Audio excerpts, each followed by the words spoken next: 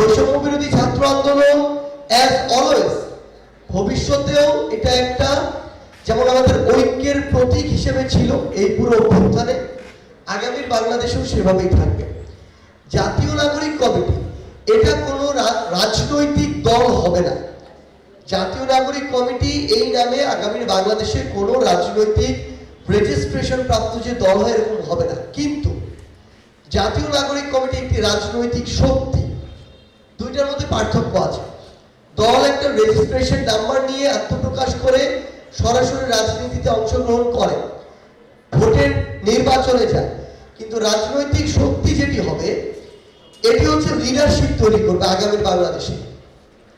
Leadership হতে পারে political leadership, হতে পারে অর্গানাইজেশনাল লিডারশিপ, হতে পারে ভলান্টিয়ারিং লিডারশিপ। অর্থাৎ বিগত 16 বছরে শেখ হাসিনা এই ফ্যাসিজম প্রতিষ্ঠা করতে গিয়ে, স্বৈরাচার প্রতিষ্ঠা করতে গিয়ে double million offer Walton fridge কিনে পেতে পারেন 20 লক্ষ টাকা, রয়েছে কোটি কোটি টাকার নিশ্চিত উপহার। সবচেয়ে গুরুত্বপূর্ণ যে কাজটা করতে হয় আসলে, আমি যখন কোনো একটা প্রতিষ্ঠানকে আমার কবজায় চাইবো এবং আমি যেটা বলবো ওইটাই হতে হবে, তখন সবার আগে ওই প্রতিষ্ঠানের আমার লিডারশিপটাকে ধ্বংস করতে হবে। লিডার হচ্ছে উনি যিনি একটা প্রশ্ন করতে পারে, যিনি দ্বিমত করতে পারে, যিনি আমার কাছে জবাবদিহি চাইতে পারে, কিংবা তার যারা তার সহযোদ্ধা তাদের কাছে জবাবদিহি করতে প্রস্তুত থাকে। কিন্তু যারা আসলে একটা প্রতিষ্ঠানে যেটা বলবে ওইটাই হবে বা হতে হবে এই মানসিকতা ধারণ করে, উনি লিডার না, উনি একজন ফ্যাসিস্ট, স্বৈরাচারী। শেখ হাসিনা প্রত্যেকটা প্রতিষ্ঠানে এই কর্তৃত্ববাদী মনোভাব নিয়ে বিগত 16 বছরে চলেছে এবং বিগত 16 বছরে বাংলাদেশে লিডার তৈরি হয় না, তৈরি হয়েছে শেখ হাসিনার দাস কিংবা শেখ হাসিনার দালাল কিংবা আমাদের মতো নীরব কিছু দর্শক যারা চুপচাপ সবকিছু সহ্য করে গিয়েছে। সো আমরা আমাদের জায়গা থেকে মনে করি আগামীর বাংলাদেশের যে প্রতিষ্ঠানগুলো, ইনস্টিটিউশনগুলো, এগুলোকে যদি আমরা আগামীর বাংলাদেশে ডেভেলপ করতে চাই তাহলে আগে আমাদের লিডার তৈরি করতে হবে, যাদের ওই ব্যক্তিত্ব থাকবে, ওই এডুকেশনাল কিংবা ইন্টেলেকচুয়াল কোয়ালিটি থাকবে, যাদের অর্গানাইজিং ওই ক্যাপাবিলিটি থাকবে এবং লিডার হিসেবে ওই মানসিকতা থাকবে যে কেউ আমার অনুসারী না, সবাই আমার সহযোদ্ধা হবে। সো আমরা আমাদের জায়গা থেকে মনে করি এই লিডার তৈরির প্ল্যাটফর্ম প্রয়োজন আগামীর বাংলাদেশে।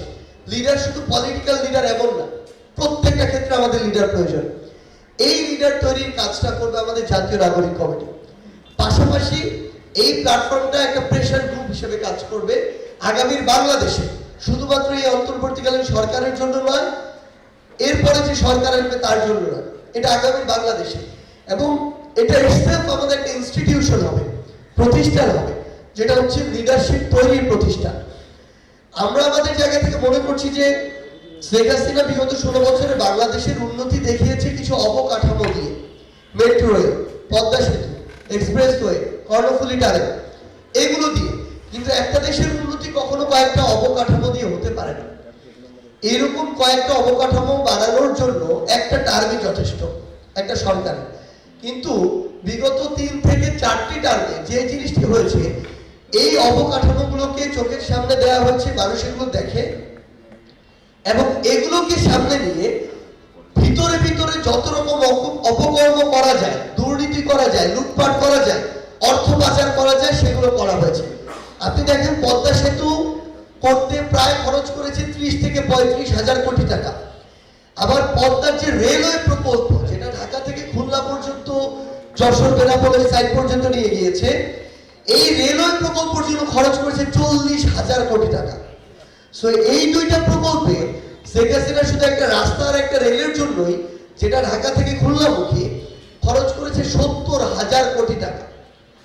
সবচেয়ে গুরুত্বপূর্ণ প্রশ্ন হচ্ছে, আমরা এটাতে আমি দ্বিমত করি না যে পদ্মা সেতুটা কেন করেছে, এটা খুবই প্রয়োজন ছিল।